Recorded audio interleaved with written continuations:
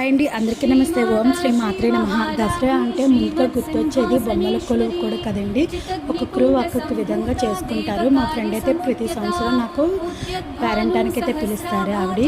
ఆవిడైతే చక్కగా బొమ్మల కొలువు అయితే పెట్టుకుని ప్రతి ఒక్కటి కూడా అర్థమయ్యే విధంగా మనకు కూడా ఎక్స్ప్లెయిన్ చేస్తారండి. ఇలాంటివి పిల్లలకి చూపిస్తే వాళ్ళకి మన పద్ధతుల గురించి అన్నీ తెలుస్తాయి కదా. మీలో ఎంతమంది బొమ్మల కొలువు పెడతారండి? ఇలా చూస్తూ ఉంటే మనకు కూడా చేసుకోవాలనిపిస్తుంది కదా.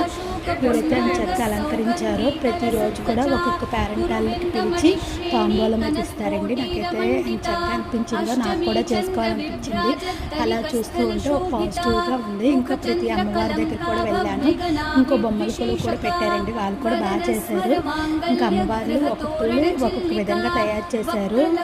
అమ్మవారి ఆశీస్సులు అందరి మీద ఉండాలని మనస్ఫూర్తిగా కోరుకుంటున్నాను. ఇంట్లో లలిత సహస్రనామం చదువుకుని అమ్మవారికి అయితే మంగళ హారతి ఇచ్చుకున్నాను. జై భవాని.